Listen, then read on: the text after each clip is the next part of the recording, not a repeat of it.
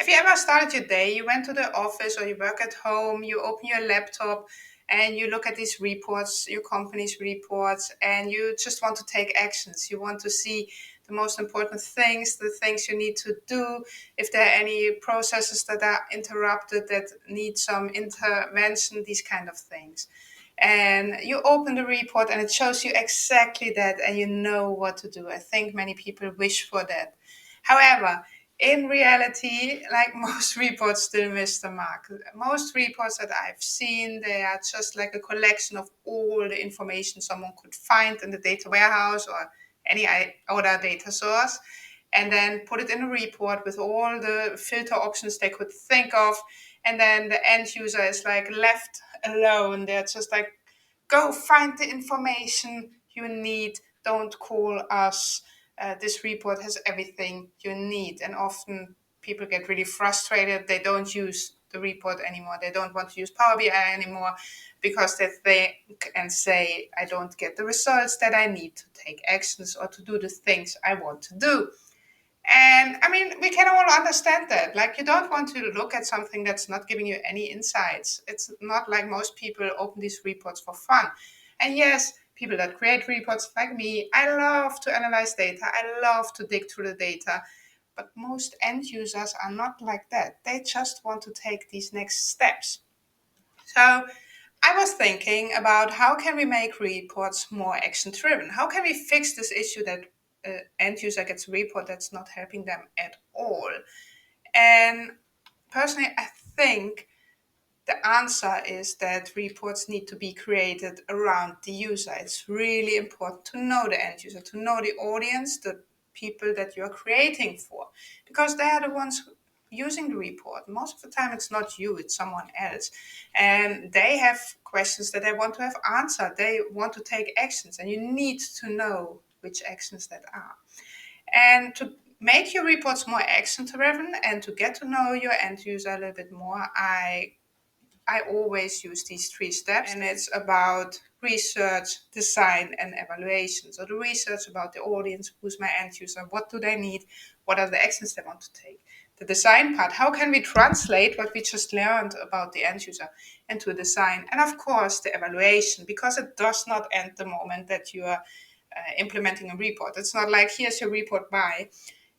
You actually need to take some actions and talk to the customer, talk to the end user, and actually check if the report works like they want it to work, if they get the insights they need, and if they can take the actions they want to take.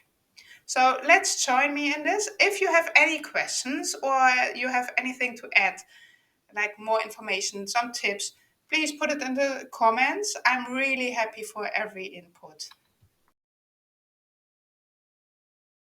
Before you start creating reports, it's really essential that you know the audience, that you know the end user, and that you understand what they're looking for. Because you're not creating these reports for yourself, you're creating them for someone else most of the time. So, how do you get to know your audience? Communication. Communication is key in there. Chat with them, talk to them, discuss with them what they're looking for. Some of the questions I'm asking myself are, for example, who is the audience? Is it the manager I'm talking to that's requesting the report, or is it actually the team working for this person? And or is it a big audience? Is it several teams? Is it one person?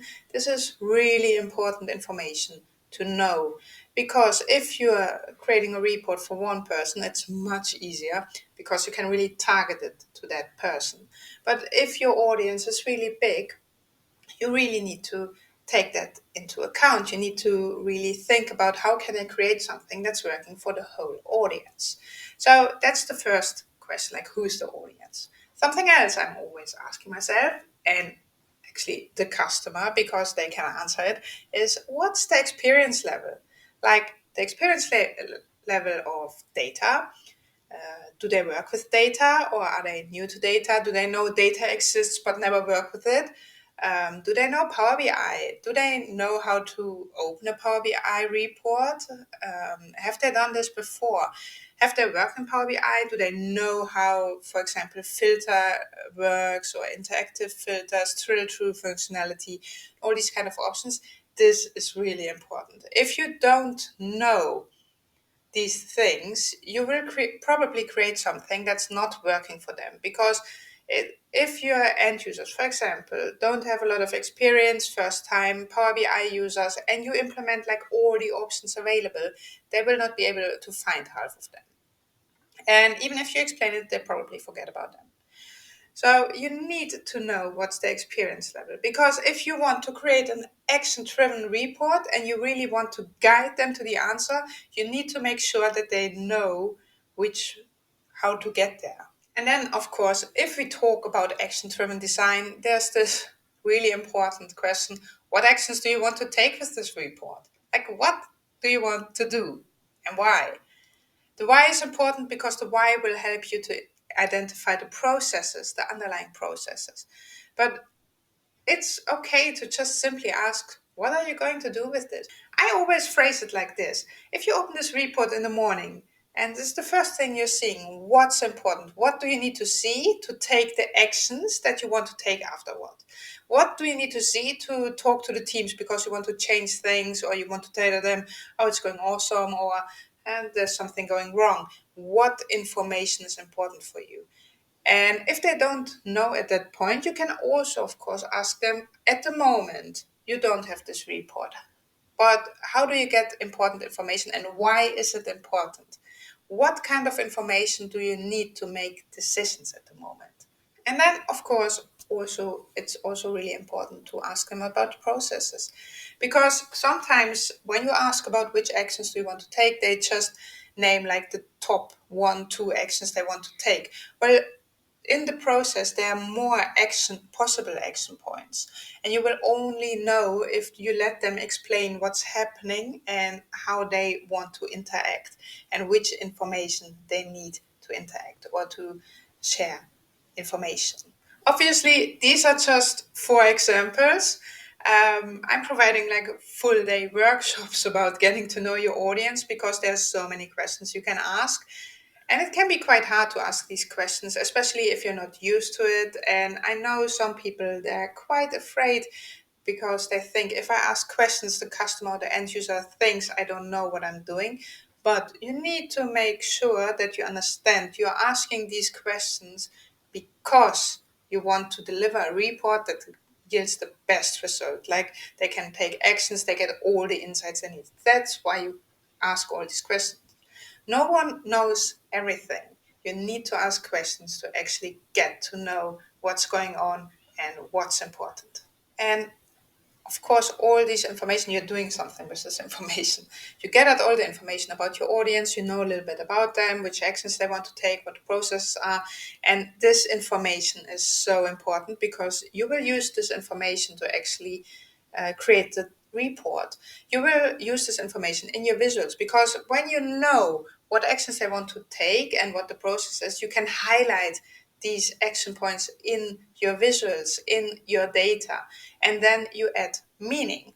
And this meaning is important, because if your data has meaning, then you can actually take actions. Like a visual that only shows data with no meaning, no question behind, just data that someone tracked and dropped on a report, it has no meaning. It can be really pretty, it can be the prettiest visual you've ever seen, but if it does not have any meaning, it's useless. So we use this information that we got from the audience, and we will actually put it in a visual. In the end, we always want to design for insights. We always want to design for actions. So in this example, you see in front of you um, a report that really is not built for insights. It's just providing all the information available. What you could do if you would know your audience, and you, for example, you know that they want to see when the target was missed, if there's a difference in units sold compared to last year, if the target was missed, and then if there was a difference, which category and which products these were. So obviously the sales report, you could really highlight that. And the thing is, these reports, they show the same information, but the first one, it's really hard to see the information. It's in there somewhere, but you really need to dig through. But if you know that in this case, a sales manager wants to see which products did not perform in case the target was not hit, you can design towards that, which makes much more sense because now this person can actually open the report and sees the information that's important to them. Sometimes when you're doing this research and get to know your end user, you will realize that they are a little bit lost. Especially if the end user, your audience, doesn't have a lot of Power BI or reporting experience, they're a little bit lost because they know there's data. They've heard from someone that you can do awesome stuff with your data, but they don't know how this works for their data. So something I can advise you is really, in this case, guide the end user. And something I'm doing is I let them explain like their current situation, like how do you work at the moment, which tools are you using, and which results do you get from that? Like they're taking actions at the moment. How do they get there? And then when I know a little bit about their background, I just let them talk and explain. I ask them, from everything you just told me, you can take several actions. Which are the two or three most important of them? Like, can you explain that to me and why? And then I let them explain again. After that, we focus. Like, okay, for each of these focus areas, which steps do you currently take? Can you explain it in detail to me? And then we go to the evaluation part where we actually check, okay, do I understand you correctly? And if I understand them correctly, I show them some examples. So we could visualize this in a certain way. Looking at this, does this answer your question? So you see, this is really guiding the end user. It's not providing them a visual and asking them, does this show you something? It's really guiding them and step by step providing information, but also learning about them. Everything you learn about your end user, you will be able to use along the way. So to conclude, research is really, really important. You should not skip this step. Often it's skipped because it takes some time. It will be extra time spent, which can't be spent on building the report. But if you spend this time at the beginning, do your research and get to know your audience for whom you are building a report, it will save time in the end. And it will lead to a report which is really for the customer, which helps them to take actions. And I mean, that's time well spent, isn't it?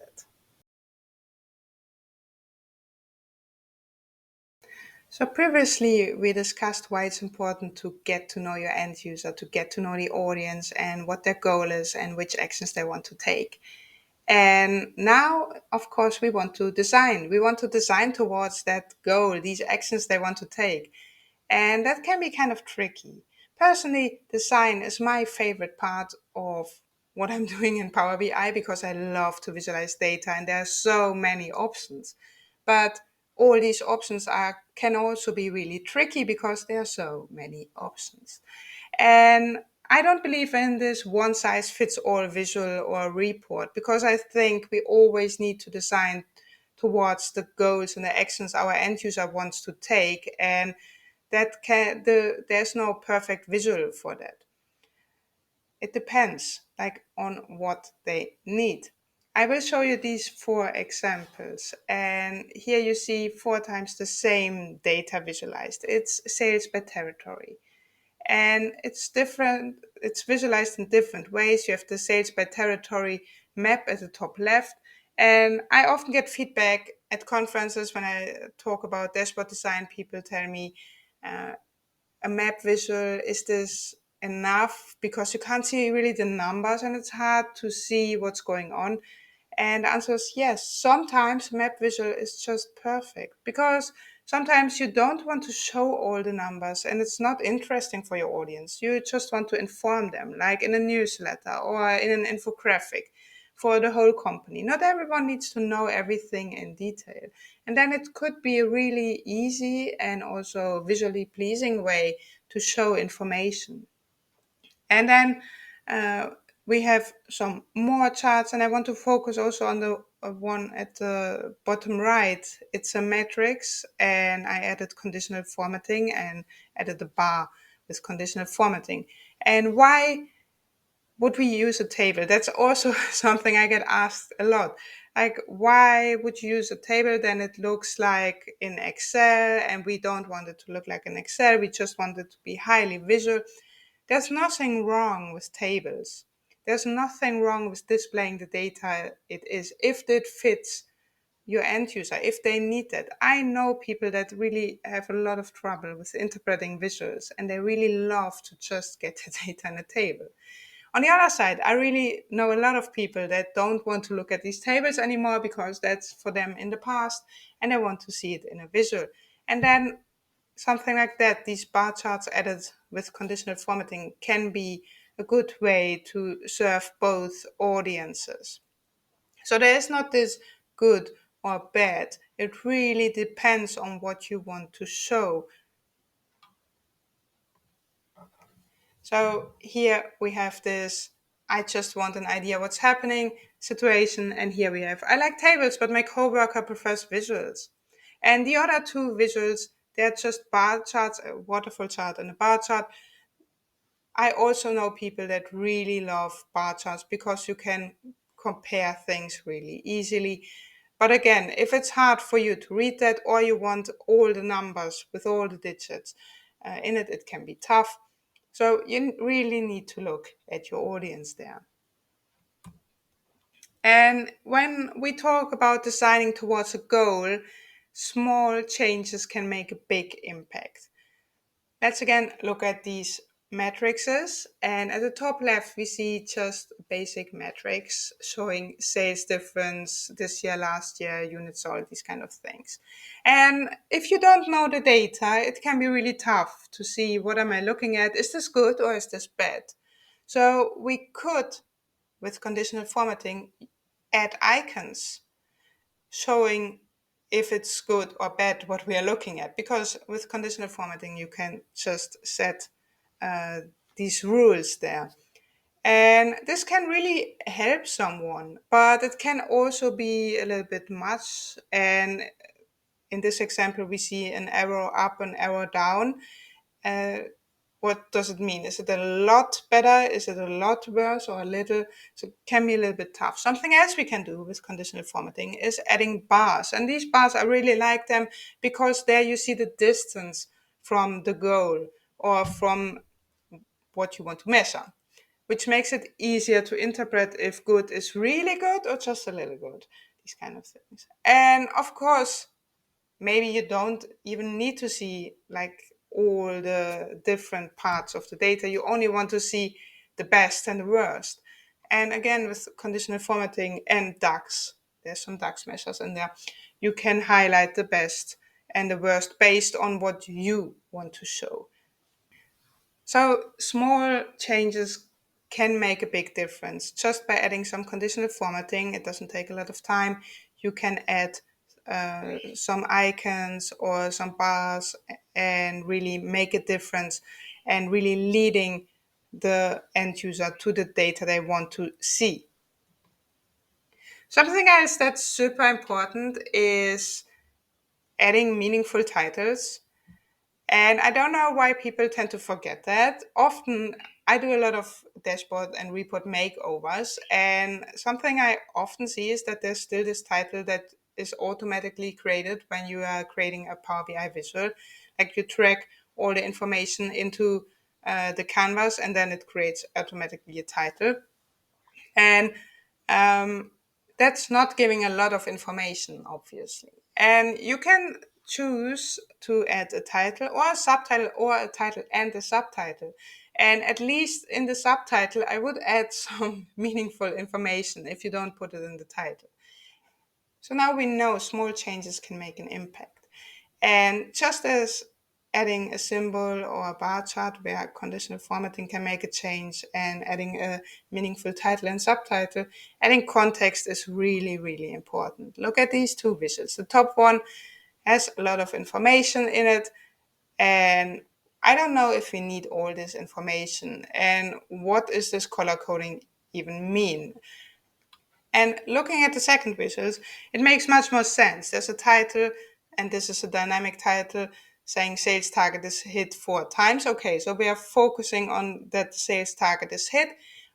And we see a legend. Like, what do these colors even mean? What does gray and green mean? What does this line mean? Super important. And you see some color coding. You see if the target was hit, that's colored in a different color than if the target, everything below the target, makes it easier to approach. I don't say that you need to use everything. It could be enough to use the color coding. It could be enough to use the dynamic title or the legend. This really depends on your audience and how familiar they are with this. Some people just really like to have tables, but not everyone is able to work with the data provided in the table. They need more. They want some visual guidelines. They want to take the actions. And like I said before, you could add with conditional formatting some bar charts, for example, that make it easier to see what's going on. But you, of course, could also fully visualize the information. And in this example, this is a burn down chart, and really just visualize the information for the end user. And I think by now it should be clear that there's not this perfect way of doing this. You really need to check with the end user what they need and what works best for them, because you maybe personally love highly visualized reports in general, but it doesn't mean that your end user loves that. And there's something really important: don't overdo it.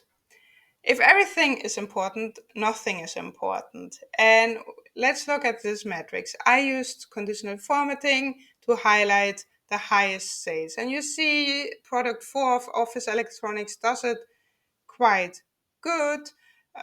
Also last year, it's quite easy to find this information.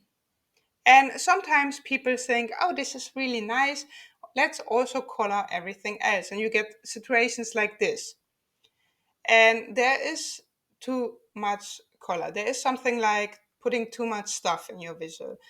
And I think this is important for everything I talked about.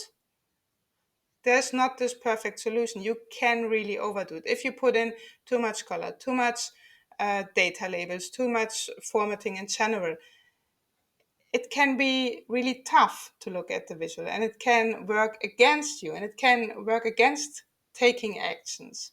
So really check these things and try not to implement everything at the same time. In general, I would advise you to check all your visuals. And this is something I often do when I do report makeovers. So I get asked, can you look at our report? No one's using it. We paid quite some money for it. And we think the information is in there, but no one knows how to use it. And then I talk to the customer and we check visual by visual. What are we looking at? Does that make sense? This visual should show you really meaningful information, but apparently it doesn't. Why? What's missing? What do we need to add? Maybe we need to choose a different visual. And I can highly advise you to check your current reports and just try it and try to see if small changes could also make an impact for you and your end user. Previously, I already explained like how can we make a report more action driven by doing research about the end user, their needs, what they're looking for, by changing the design to match these needs. But now there's also a step that's really, really important and it's often skipped, and that's evaluation. Evaluating together with the end user if the report meets the expectation, if the end user can take the actions they want to take. And it's tempting to skip this step because most of the times when you are delivering a report, everyone's really happy. Like they've waited for this report. At the moment, they're working, for example, with a lot of lists and different data sources and different files. And now there's this report and they can do stuff and it's interactive and everything seems just great. The thing is, the longer someone works with a report, the more they see what they did not see at the moment when you implemented and delivered the report. So often they realize that there are things that are still missing, or that they miss some information to take the steps they want to take. So if you stop right after the implementation, you will miss that part. And then the end user ends with a report that, well, it only shows half of the information and they still can't take all the actions they want to take. So what should you do? Right after the implementation, everyone's super happy. There will be really little questions most of the time, and everything's fine. So, what I recommend is plan some meetings with them, like 2 weeks, 1 month, 2 months after the implementation, to check in with them. Just talk with them about the report, how it changed the way they work. Did it change actually? Uh, were there processes that changed? Ask it and ask about their experience. How has working with your report made an impact to their daily work life? Talk about that. Check in with them. Also, make sure that there's this what I call open door policy. They can always approach you, send you a mail, or call you and give you some feedback or ask some questions. Don't make this like something really special and you can only provide feedback at this one point of time, but make it really easy to approach you and ask these questions. Something else that's important is don't make assumptions. And I know it's tempting when you're working with a team and this is not their first report. It's really easy to make assumptions and think last time it worked like this, then this time it will work the same time for these people. That's not always true, and most of the time it's not true at all. So try not to make these assumptions, but every time you're implementing a report or you're creating something new, evaluate with the users and really ask them for their feedback. We should talk about something that's often skipped because it's not so nice topic to talk about, but it's also important, and that's what if the end user really doesn't like my report? What if I did all these things? I did the research and I designed for the end user and we had all these meetings, and then they don't like it. They say they can't take the actions they want to take, the processes didn't improve, and things have to change. What should you do? So, first, don't panic. Something I saw a lot working with different consultants is the moment a customer or end user says they don't like a report, consultants often panic and then they implement everything they can find, like all data points, different filters, everything in the data that wasn't in there, they will put in there just to find something. There must be something the user likes, what's useful. But what happens is your report gets cluttered again and it lacks focus. What you should do is go back. It's like go back to the start and really talk to the customer and talk about all these things you did before in your research. Like, what do you want? How does the report need to look like for you to take actions? What data points do you need in there? And then also ask them, we've designed something, we created a report, we created some visuals to show you that, but apparently it's not answering the question. So what do we need to add or remove or change to answer the questions? Something that really can help is if you can provide examples. And this could be different visualizations with data labels, without data labels, with titles, subtitles, all these kind of things, different variations, and show them to the user, because often they don't know what's possible and they only know if you show them. So they know what they have at the moment doesn't work, but they can't really say what they want. So you should guide them, you should provide them with some examples. And I know when you start in business intelligence or as a report creator, it can be really tough because you don't have all these examples.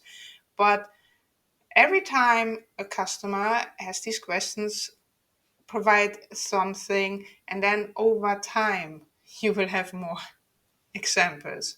And I know at the beginning it's a little bit more work, but in the end it will be really, really, really valuable. To conclude, I really recommend don't just evaluate at the end. Already during the process of report creation, you should talk to the end users. You should make sure that you're creating something they're actually waiting for, something they need. And keep communicating, keep talking to them. Make it easy for them to approach you. Don't make this really a secret project. They should know you're working on this, they can approach you, you're open for feedback, you're open to guiding them and open to work together with them. So, in the end, we all want these action driven reports, and it can be quite tough and it can be overwhelming to create them. But if you keep in mind that you should do your research, you should know your end user, target the audience with your design, and that you need to communicate and evaluate, your reports should be more actionable.